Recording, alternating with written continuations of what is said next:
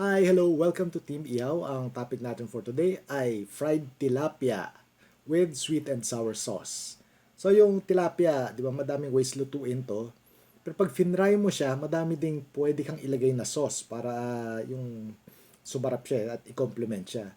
So yung unang gagawin natin for this episode ay sweet and sour sauce.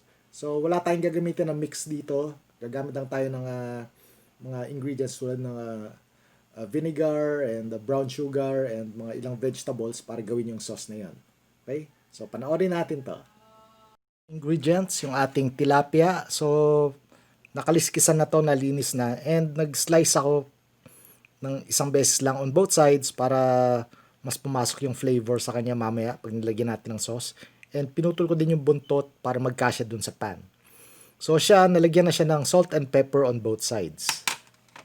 And yung ingredients natin para sa sauce, 1/4 cup vinegar, tapos 1/4 cup water na merong 1 teaspoon cornstarch. Okay, so ito yung maging thickener natin. Haluin natin ito mamaya. Then 1.5 tablespoons brown sugar, pwede rin white sugar. Meron tayong chopped green onion, carrots, bell pepper, pwede rin yung green, kaya lang wala yung green sa palengke kanina eh. So, 1 onion sliced, tapos mga 2 or 3 cloves of garlic na chopped, and ginger, mga 1 tablespoon din to. Yan. Then of course, yung salt and pepper, mamaya para matimpla natin yung sauce, and cooking oil. So, regular cooking oil lang to. So, first step, i-fry natin yung tilapia. So, yan lang, yung pan natin, lagyan lang natin ng enough oil para ma-cover yung ilalim.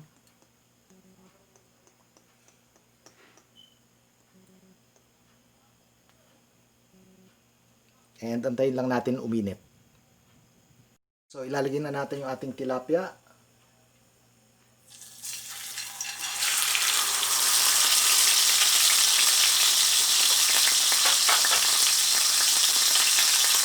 And then fry lang natin siya on both sides. So mga 10 minutes natin kung pwede na siya i-flip.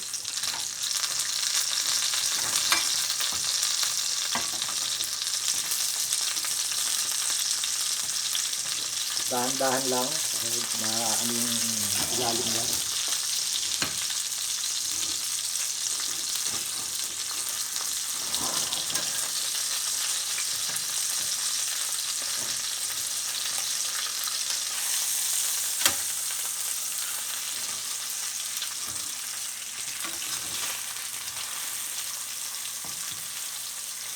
Okay, so natanggal yung balat.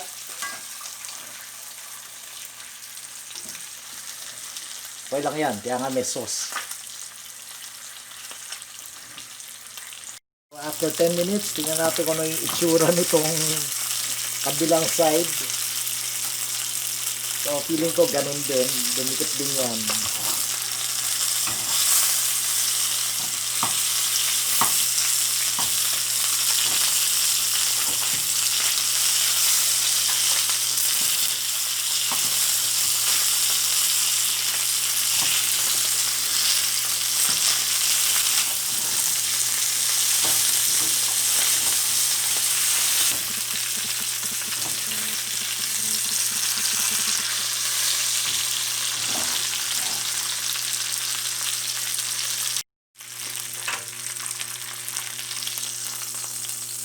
Okay, tingnan natin.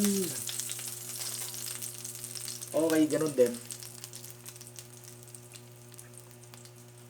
So, hindi din po yung balat, pero okay na yan.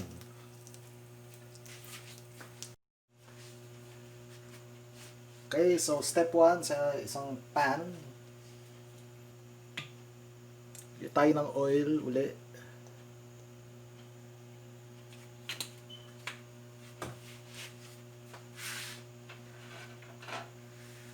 Then, gigisa natin yung garlic, onions, tsaka yung ating ginger.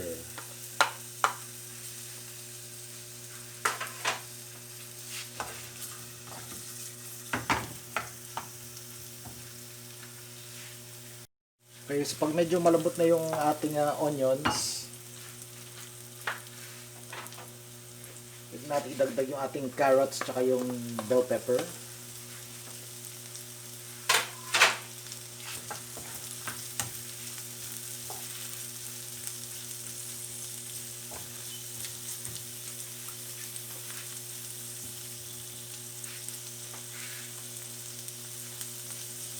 And then, lagay na natin yung ating vinegar.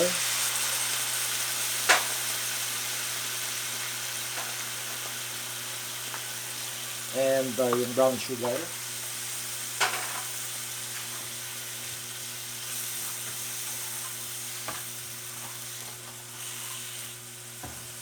At this point, pwede natin dagdagan ng tubig. Bigyan kang konti.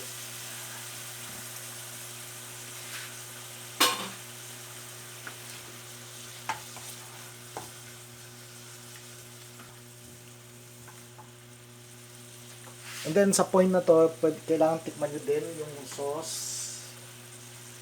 Ay, ingat lang, mainit. So kung tama na ba yung tamis anghang niya, tamis anghang, tamis tsaka yung asin niya, so okay lang. Kaya lang, kulang pa sa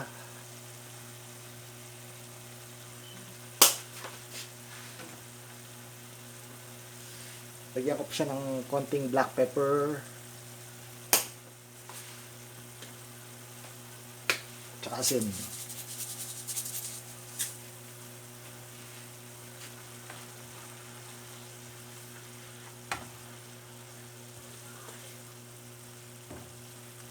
Yan. Pag kumukulo na,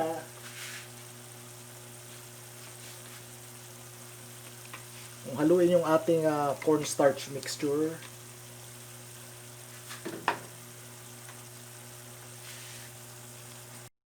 Haluin yung cornstarch and then ilagay na natin. So simmer lang natin to, antayin natin mag-thicken yung sauce.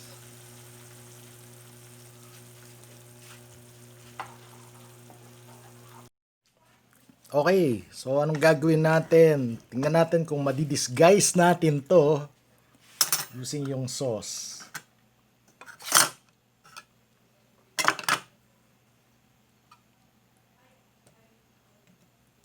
Yan, yan. Tawag dito disguise.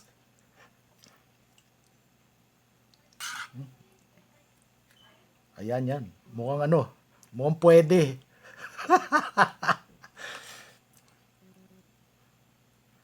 Oh, pwede naman pala eh.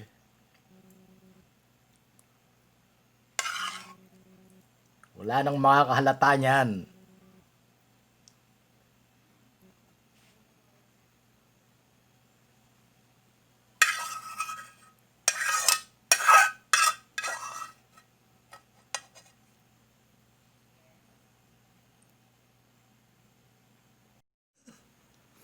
Ay, nako.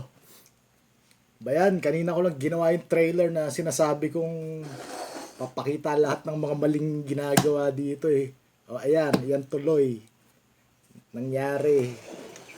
So, nakita nyo yun ha. Pinapakita natin lahat. Dahil hindi naman ako professional na cook eh. So, papakita din natin kung ano yung mga pwedeng mangyari sa atin lahat. Yan, nandamay na. Nandamay na ako ng iba. Okay. So, ganun, di ba, dumikit. Paano yan? Yung tilapia. Pero, na-disguise natin. Di ba? Wala nang nakakita. Pag tinignan to, uy, okay ah. Kailangan daming gulay. O kasi, para healthy. Ay, nako. Okay, so part yan ng mga pagluluto. Yung mga epic fail na nangyayari at kung ano yung mga pwede nyong subukan gawin para ma-rescue yung ginawa nyo. Anyway, ito na, taste test time. So, taste muna natin yung gulay. Okay naman to.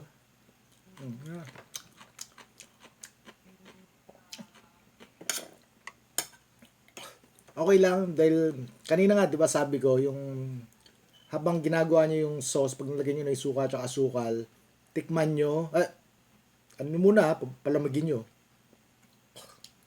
Mainit 'yun. So, tikman nyo, tapos doon nyo adjust, lagyan salt, pepper ba, o dagdag asukal or suka. So, timplay nyo according sa gusto nyo. Kaya dumikit to dahil, ewan, baka yung apoy ko masyadong mahina na naman. So, tikman natin yung isda mismo.